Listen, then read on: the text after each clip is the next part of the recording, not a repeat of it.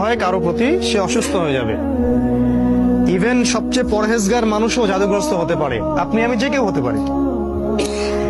যারা ইসলামী বিধান পালন করেন না, কোরআনের সাথে সম্পর্ক কম বা নাই, হারাম রিজিকের সাথে সম্পর্ক আছে, যারা সুদ খাচ্ছেন, গান বাজনা করতেছেন, যারা বাদ্যযন্ত্রের সাথে সম্পর্কিত, যারা অশ্লীল টিভি মুভি এগুলা দেখছেন, এদের জাদুগ্রস্ত হওয়ার সম্ভাবনা 95%। একবার জাদুগ্রস্ত হয়ে গেলে তাকে রিকভার করা খুবই ডিফিকাল্ট।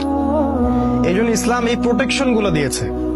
কারণ একবার জাদুগ্রস্ত হয়ে গেলে এটাকে সলভ করা খুবই ডিফিকাল্ট। কারণ জাদু জিনের সহযোগিতা ছাড়া হয় না। যারা জাদু করে তারা জিনকে তাবে করে। আপনারা কিন্তু কোরআন পড়লে দেখবেন আল্লাহ পাক বলেছেন জাহান্নামের ইন্ধন হবে মানুষ আর জিন, যারা একে অপরকে সহযোগিতা করত।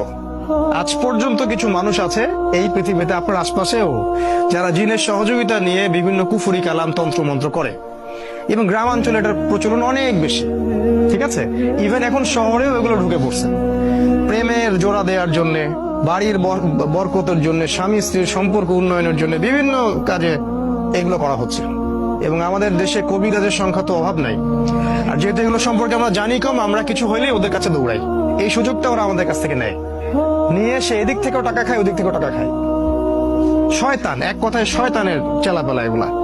তো আল্লাহ রসুলকে ইহুদিরা জাদু করেছিল, এবং আপনারা জানেন কিনা যে ইহুদিরা তাকে হত্যা করার চেষ্টা করেছিল, তার খাবারের মধ্যে বিষও দিয়েছিল।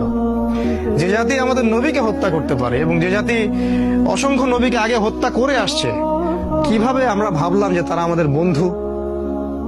অথচ আল্লাহ কোরআনে বলছেন তারা কখনো তোমাদের কল্যাণ চায় না। তারা ভিতরে যেটা গোপন করে সেটা আরো বেশি ভয়ঙ্কর। ঠিক আছে, তো তিনি এই জাদুগ্রস্ত হয়ে রাসূল সাল্লাল্লাহু আলাইহি ওয়াসাল্লাম যে সমস্যাটা হলো সেটা হলো তিনি ভুলে যাচ্ছিলেন, কোনো কাজ করলে মনে রাখতে পারছিলেন না। এমনকি তিনি তার স্ত্রীর কাছে গিয়েছেন কি না সেটাও মনে রাখতে পারছিলেন না। তো জাদুগ্রস্ত হলে খুব খারাপ অবস্থা হয়। এই জন্য আমার রিকোয়েস্ট থাকবে যে আপনারা অনতিবিলম্বে কোরআন, সুন্নাহ, সহিহ জিকির, আজকার, দোয়া, কালাম এগুলো শিখে নেবেন, এবং সকাল সন্ধ্যা এগুলো প্র্যাকটিস করবেন।